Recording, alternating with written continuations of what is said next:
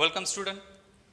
Kopargaon taluka education सोसायटीचे K रोहमारे कला वाणिज्य व विज्ञान कनिष्ठ महाविद्यालय कोपरगाव आयोजित या ऑनलाईन लेक्चर सिरीजमध्ये मी प्राध्यापक अभिजित वाघ पुन्हा एकदा तुमचे हार्दिक स्वागत करतो. विद्यार्थी मित्रांनो, यापूर्वीच्या लेक्चरमध्ये आपण अर्थशास्त्राची मूलतत्वे या प्रकरणामधील प्राध्यापक ॲडम स्मिथ यांच्या व्याख्येसंदर्भात त्याचप्रमाणे कौटिल्य यांच्या व्याख्येसंदर्भात माहिती पाहिली. अर्थशास्त्राचे जनक ॲडम स्मिथ यांनी 1776 मध्ये प्रकाशित केलेला वेल्थ ऑफ नेशन राष्ट्राची संपत्ती या ग्रंथामध्ये त्यांनी अर्थशास्त्राची व्याख्या सांगितलेली आहे. त्यानंतर पहा, अर्थशास्त्राच्या व्याख्या सांगताना त्यांनी काही महत्त्वाचे मुद्दे सांगितले होते. त्यामध्ये निरहस्तक्षेपाचे धोरण म्हणजेच शासनाचा हस्तक्षेप नको, त्यानंतर भांडवलशाही व संपत्तीचा साठा, त्यानंतर पुढे आर्थिक घडामोडीमध्ये नैसर्गिक नियम नॅचरल लॉ सांगितला होता त्यांनी.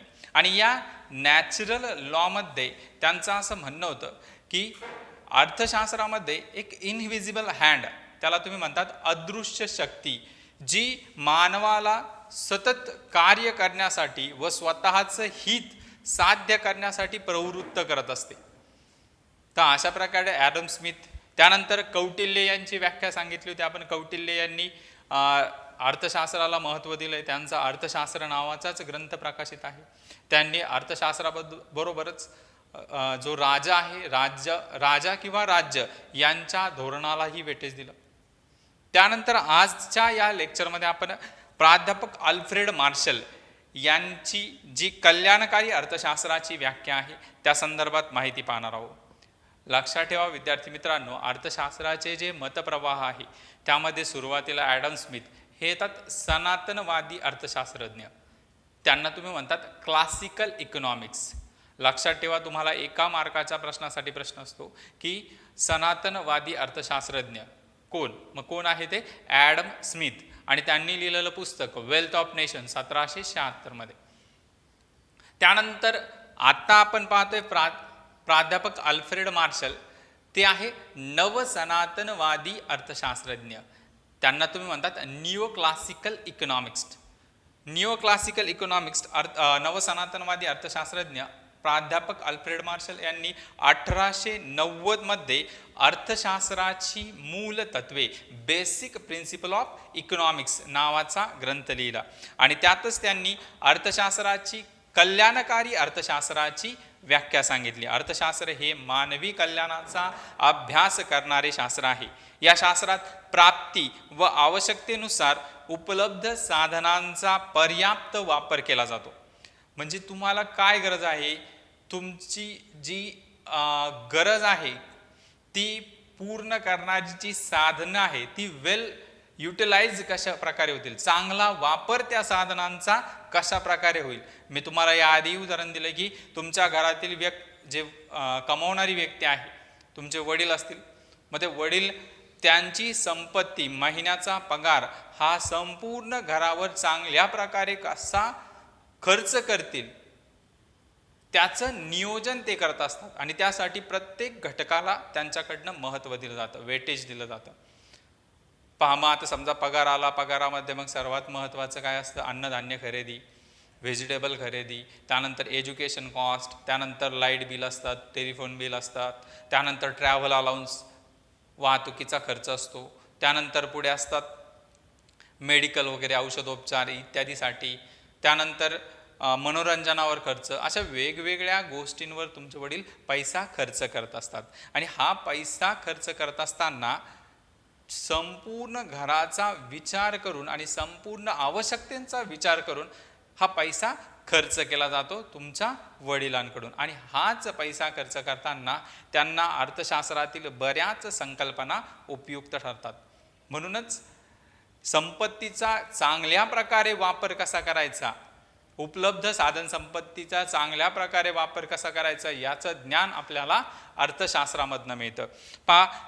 मार्शल यांच्या व्याख्येचं काय महत्त्व सांगितले? अर्थशास्त्र म्हणजे सामान्य माणसाचा अभ्यास, कॉमन मॅन. एक सामान्य माणूस आहे त्याचा अभ्यास अर्थशास्त्रात केला जातो. त्यानंतर पहा आर्थिक वर्तनाचा अभ्यास. आता आर्थिक वर्तन, ह्युमन बिहेवियर, मानवी वर्तन कसं आहे प्रत्येक गोष्टीला. सिंपल उदाहरण सांगतो तुम्हाला. पहा, बाजारात वस्तूची किंमत वाढलेली असेल, अशा वेळेस तुमची मागणी ऑटोमॅटिक कमी होते. आता याचंच एक चांगलं उदाहरण द्यायचं झालं की तुम्ही भाजीपाला घेण्यासाठी बाजारात गेला आणि बाजारात गेल्यावर तुम्हाला समजलं की तुम्ही पहिल्या विक्रेत्याला विचारलं की एखादी पर्टिक्युलर भाजी आहे ती कितीची, मग त्याने समजा 10 रुपयाची किलो अशा प्रकारे सांगितली. आणि त्यानंतर तुम्ही थोडं पुढं गेलात, तिथे तुम्हाला 10 रुपयापेक्षा कमी किमतीला मिळाली, तर तुमची वर्तणूक काय असणार आहे? जिथे ती भाजी स्वस्त मिळते तिथनं तुम्ही ती खरेदी करतात. तर अशा प्रकारे मानवी वर्तणूक याचा अभ्यास प्रत्येक गोष्टींच्या बाबतीत मानवी वर्तणूक असते. आपलं उत्पन्न कशा प्रकारे खर्च करायचं या संदर्भातही मानवी वर्तणुकीचा विचार केला जातो. वेगवेगळ्या कोणती वस्तू खरेदी करायची, पर्टिक्युलर सिच्युएशनला कोणत्या सिच्युएशनला कोणती वस्तू खरेदी करायची या संदर्भातही अर्थशास्त्रामध्ये मानवी वर्तणुकी विचारात घेतली जाते. त्यानंतर पहा भौतिक कल्याणाचा अभ्यास अर्थशास्त्रात केला जातो. संपत्तीचा अभ्यास सर्वात महत्त्वाचा आहे. मग ती एका व्यक्तीची असेल किंवा देशाची असेल.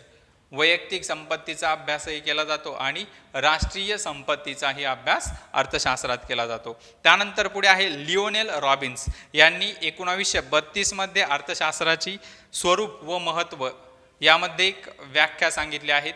त्यामध्ये पहा, तुम्हाला आधी जी अर्थशास्त्राची व्याख्या सांगितली होती पहिल्या लेक्चरला, अमर्याद मानवी गरजा, मर्यादित परंतु पर्यायी उपयोगाची साधन संपत्ती यांचा मेळ घालण्याचा प्रयत्न ज्या शास्त्रात केला जातो त्याला अर्थशास्त्र असे म्हणतात. आता लिओनेल रॉबिन्स यांच्या व्याख्येमध्ये सर्वात पहिल्यांदा सांगितलं 4 मुद्दे महत्त्वाचे आहे. अमर्याद गरजा, मर्यादित साधने, गरजांना प्राधान्यक्रम देणे आणि साधनांचा पर्यायी उपयोग. प्राधान्यक्रम, प्रेफरन्स त्याला तुम्ही म्हणतात. आता प्रेफरन्स कसा दिला जातो? प्राधान्यक्रम की तुम्हाला जी गोष्ट आवश्यक आहे, अत्यावश्यक आहे, अशा गोष्टीला आधी प्राधान्य दिलं जातं आणि जी गोष्ट कमी आवश्यक आहे अशा गोष्टीला सर्वात शेवटी. आता समजा तुमचे वडील असतील, त्यांचा पगार झाल्यावर सर्वात महत्त्वाचं आहे, आपण पैसे कशासाठी कमवतो तर पोट भरण्यासाठी. मग त्यासाठी अन्नधान्य भाजीपाला खरेदी करण्यासाठी सर्वात पहिला प्रेफरन्स राहतो आणि सर्वात शेवटचा प्रेफरन्स असतो एंटरटेनमेंटसाठी, मनोरंजनासाठी. मग त्याआधी अन्नधान्य खरेदी, वाहतूक, दूरदर्शन वगैरे यांचे जे आपले टेलिफोन वगैरे यांचे बिल आहे यांना वेटेज दिलं जातं. त्यानंतर मेडिसिन वगैरे औषधोपचार याला महत्त्व दिलं जातं आणि सर्वात शेवटी महत्त्व असतं प्राधान्यक्रम मनोरंजनाला सर्वात शेवटी दिला जातो आणि सर्वात सुरुवातीला अन्नधान्य खरेदीला दिला जातो. तर अशा प्रकारे अर्थशास्त्राचे महत्त्वाचे मुद्दे सांगितले. त्यानंतर पहा, सनातनवादी अर्थशास्त्रज्ञ ॲडम स्मिथ आहे, डेव्हिड रिकार्डो आहे, J.S. मिल आहे, त्यानंतर माल्थस आहे. हे सर्व आहे सनातनवादी अर्थशास्त्रज्ञ. त्यानंतर नवसनातनवादी अर्थशास्त्रज्ञांमध्ये Alfred Marshall, S.P. Pigou, Irving Fisher यांचा समावेश होतो. आधुनिक अर्थशास्त्रज्ञ 20व्या शतकातील त्यांच्यामध्ये जॉन मेनॉर्ड केन्स सर्वात महत्त्वाचा अर्थशास्त्रज्ञ. मॅक्रो इकॉनॉमिक्सची जी संकल्पना आहे ती विस्तारित प्रमाणावर मांडणारा अर्थशास्त्रज्ञ जॉन मेनॉर्ड केन्स. 1936 मध्ये जॉन मेनॉर्ड केन्स यांनी general theory of employment, interest rate and money म्हणजेच रोजगार, व्याजदर व पैसा विषयक सामान्य सिद्धांत नावाचं पुस्तक लिहिलं. कोणी? जॉन मेनॉर्ड केन्स यांनी. आणि तिथून पुढे पहा केन्शियन थॉट म्हणजे केन्शियन विचार प्रवृत्ती चालू झाली. म्हणजेच केन्सची विचार प्रवृत्ती आणि केन्सच्या विचार प्रवृत्तीवर आधारित विचार प्रवृत्ती. त्यानंतर मग केन्सच्या विचार प्रवृत्तीवर आधारित विचार प्रवृत्तीमध्ये लिओनेल रॉबिन्स आहे, पॉल सॅम्युएल्सन आहे आणि आत्ताचे जे इकॉनॉमिक्स्ट आहे त्यांना मॉडर्न इकॉनॉमिक्स्ट, आधुनिक अर्थशास्त्रज्ञ असं म्हटलं जातं. त्यानंतर पहा, पुढे आपणास अर्थशास्त्राच्या 2 शाखांबद्दल माहिती घ्यायची आहे. सर्वात पहिली शाखा आहे सूक्ष्मलक्षी अर्थशास्त्र. त्याआधी महत्त्वाचं आहे पहा, सर रॅग्नर फिश यांनी 1933 मध्ये सर्वप्रथम अर्थशास्त्राची सूक्ष्म अर्थशास्त्र व स्थूल अर्थशास्त्र या शाखांमध्ये विभागणी केली. सूक्ष्म अर्थशास्त्र सूक्ष्म अर्थशास्त्रालाच वैयक्तिक घटकांचा अभ्यास करणारं शास्त्र असं देखील म्हणतात.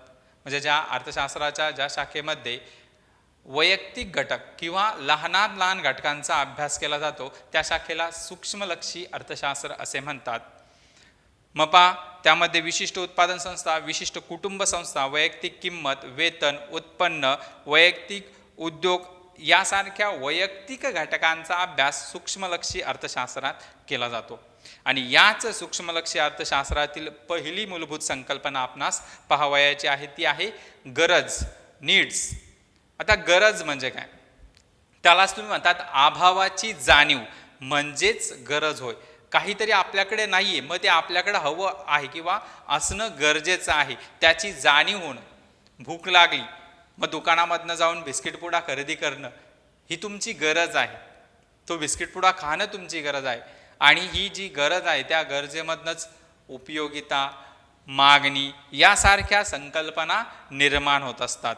पहा, पुन्हा एकदा सांगतो, गरज म्हणजे अभावाची जाणीव म्हणजे गरज, आणि या जाणीवेतूनच मानव वैयक्तिक गरजा पूर्ण करण्याचा प्रयत्न करतो.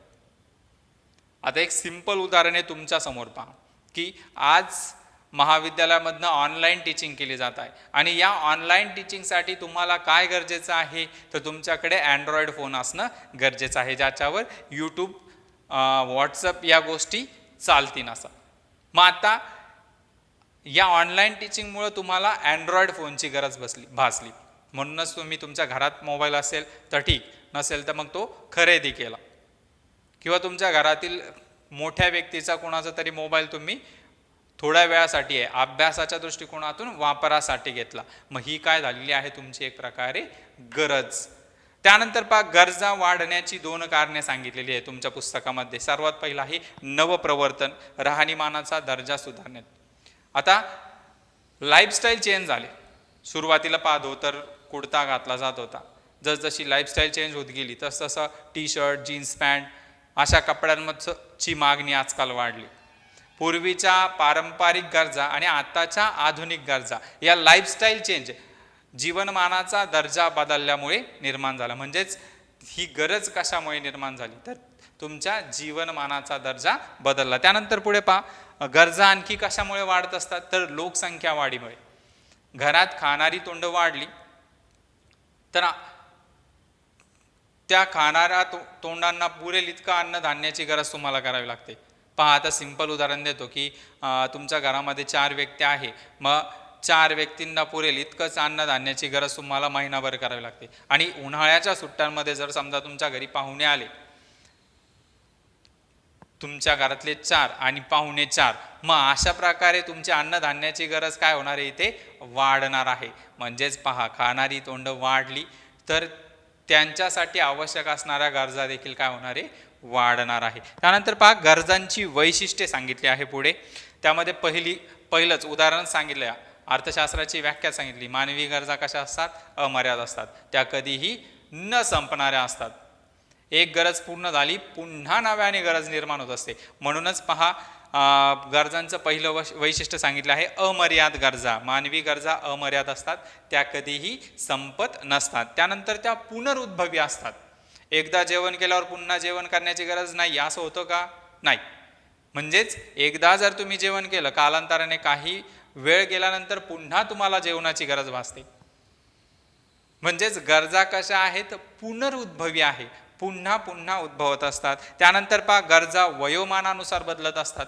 याचं उदाहरण दिलं तुम्हाला. लहान मुलं असेल, त्या लहान मुलाला तुम्ही कुळकुळा दिला, त्यात त्याची गरज पूर्ण होते. पण तुमच्यासारख्या मुलाला जर खुळकुळा दिला तर तुमची गरज पूर्ण होणार आहे का? नक्कीच नाही. तर मग तुमची गरज कशापासनं? तर तुमची गरज suppose bike, mobile, Android phone किंवा लॅपटॉप यासारख्या गोष्टींपासनं पूर्ण होत असते. म्हणजेच वयोमानानुसार लहानपणी वेगळ्या गरजा आणि मोठं झाल्यावर वेगळ्या गरजा. त्याच्यानंतर पहा, गरजा व्यक्तिपरत्वे बदलतात. व्यक्तीनुसार गरजा बदलत असतात. जेंडर वाईज सुद्धा गरजा बदलत असतात. स्त्रियांच्या गरजा वेगळ्या असतात, पुरुषांच्या गरजा वेगळ्या असतात. पहा, आता स्त्रिया पर्स वापरतात, पण पुरुष दिसतात का तुम्हाला पर्स वापरताना? नाही.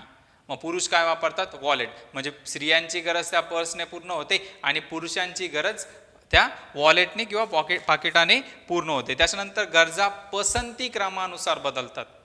प्रेफरन्स याचं सिंपल उदाहरण तुम्हाला सांगितलं मी, की तुम्ही तुमच्या घरामध्ये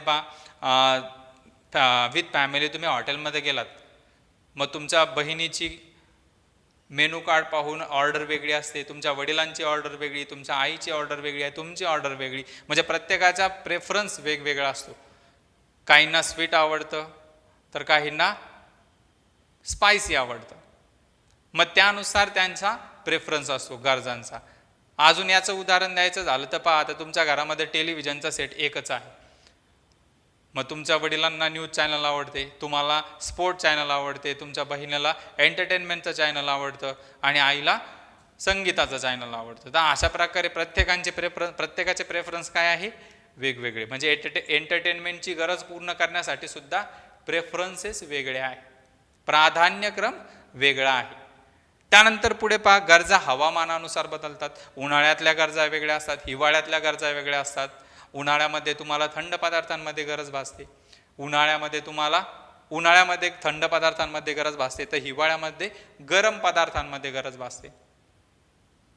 हिवाळ्यात तुम्ही लोकरीचे कपडे वापरू शकतात, तेच कपडे भर उन्हाळ्यामध्ये कडक ऊन पडलंय आणि अशा उन्हामध्ये तुम्ही 2-3 शर्ट्स आणि त्यावर स्वेटर घातलं पाहतात का? नाही. म्हणजे ऋतुमानानुसार तुमच्या गरजा पण काय झालेल्या आहे, बदललेल्या आहे. गरजा संस्कृतीनुसार बदलतात. कल्चर, आता महाराष्ट्र आहे, महाराष्ट्रातली संस्कृती वेगळी, मग तिथले पोशाख वगैरे वेगळा. पंजाब आहे, पंजाबची संस्कृती, कल्चर वेगळं, मग पोशाख वेगळा. संस्कृती, मग त्या पोशाखला त्या ठिकाणी मागणी आहे, म्हणजेच त्या ठिकाणी तशी गरज निर्माण होत असते. त्यानंतर पुढे पहा, गरजांच्या निवडीवर संस्कृतीचा तर बदल होतोच. म्हणजे आहार आहे, वेशभूषा आहे. महाराष्ट्रातल्या लोकांचा आहार वेगळा आहे. महाराष्ट्र सोडून तुम्ही साऊथमध्ये गेला, दक्षिणेमध्ये, तर मग तिथे आहार वेगळा असतो, भाताला प्राधान्य तिकडे दिलं जातं. असं प्रेफरन्सेस बदलतात संस्कृतीनुसार देखील. त्यानंतर पहा, गरजांचं वर्गीकरण. सर्वात पहिलं वर्गीकरण करण्यात आलेलं आहे आर्थिक व आर्थिकेतर गरजा. आता आर्थिक गरजा, ज्या गरजा पैशाच्या सहाय्याने पूर्ण केल्या जातात त्या गरजांना आर्थिक गरजा असे म्हणतात. सिंपल डेफिनेशन परत एकदा रिपीट करतो पहा, ज्या गरजांची पूर्तता पैशाच्या सहाय्याने केली जाते त्यांना आर्थिक गरजा असे म्हणतात.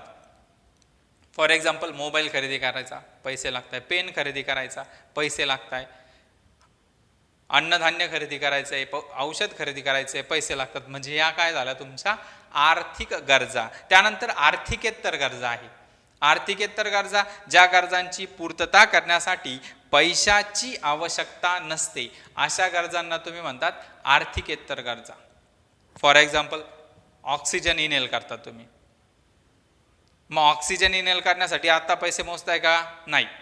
मग ती काय गरज आहे? फ्री ऑफ कॉस्ट, फुकट मिळतं तुम्हाला. म्हणजे ज्या गरजा फ्री ऑफ कॉस्ट मिळतात अशा गरजा आर्थिकेतर गरजांमध्ये येतात, की ज्यासाठी पैसे मोजावे लागत नाही. मग त्यामध्ये सूर्यप्रकाश, हवा, ऑक्सिजन यांचा समावेश होतो. त्यानंतर पहा, वैयक्तिक गरजा आणि सामूहिक गरजा. एका व्यक्तीची गरज, फॉर एक्झाम्पल शिक्षक आहे, पेन, डस्टर याची गरज आहे. वकील आहे, त्याला कोर्टची गरज आहे. डॉक्टर आहे, स्टेटस्कोप लागतो, मग त्या डॉक्टरच स्टेटस्कोप वापरतो. कंपाऊंडर स्टेटस्कोप वापरताना दिसतो का? किंवा बस ड्रायव्हर आहे, तो स्टेटस्कोप वापरताना दिसतो का? नाही. मग बस ड्रायव्हरची गरज वेगळी आहे आणि डॉक्टरची गरज वेगळी आहे. मग त्या वैयक्तिक पर्सनल गरजा आहेत, त्या वैयक्तिक गरजा. सामूहिक गरजा, कलेक्टिव्ह नीड्स. आता सामूहिक गरज म्हणजे काय आहे? तर तुम्हाला रेल्वेचा प्रवास करायचा आहे, मग रेल्वेचा प्रवास हा सामूहिक स्वरूपात, की संपूर्ण रेल्वेला 10-12 डबे बसले आणि नाही मी एकटाच जाणार रेल्वेने, असं होतं का? नाही. मग ती सामूहिक गरज पूर्ण करते, समाजातील सर्व व्यक्तींची गरज आहे ती रेल्वेचा प्रवास. म्हणजेच वैयक्तिक गरजा वेगळ्या आहे आणि सामूहिक गरजा वेगळ्या आहे. त्यानंतर पहा, गरजांचे आणखी 3 प्रकार केलेले आहेत: जीवनावश्यक, सुखसोयीच्या आणि शयनीच्या गरजा. आता जीवनावश्यक गरजा, अर्थशास्त्रामध्ये ज्या मूलभूत गरजा आहे, बेसिक नीड्स, त्यामध्ये पहा अन्न, वस्त्र, निवारा. या सुरुवातीला 3 गरजा होत्या, आता आणखी 2 गरजांचा समावेश त्यामध्ये ॲडिशनल करण्यात आलेला आहे.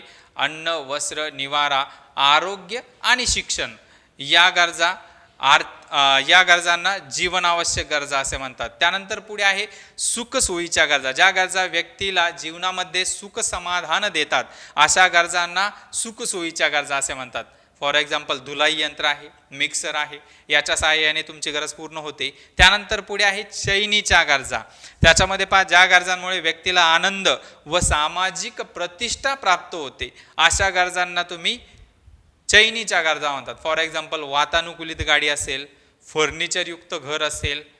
आता पहा, नॉर्मल गाडी आहे तिचा वापर गरज म्हणून करतात वाहतुकीसाठी, पण बुलट आहे, त्या बुलटमुळे तुमची प्रतिष्ठा वाढते, मग ती काय झाली तुमची एक प्रकारे चैनीची गरज. तर अशा प्रकारे आजच्या या लेक्चरला आपण गरजांबद्दल माहिती पाहिली. पुढील लेक्चरला आपण आणखी काही महत्त्वाच्या संकल्पना आहे त्याबद्दल माहिती घेणार आहोत. लेक्चर आवडल्यास लाईक, शेअर आणि सबस्क्राईब करायला विसरू नका. त्याचबरोबर आजच्या या लेक्चरमध्ये बऱ्याच संकल्पना सांगितलेल्या आहे, त्या तुम्ही कमेंट बॉक्समध्ये पोस्ट करा. लेक्चर आवडल्यास लाईक शेअर तर कराच आणि कमेंटही नक्की करा. धन्यवाद.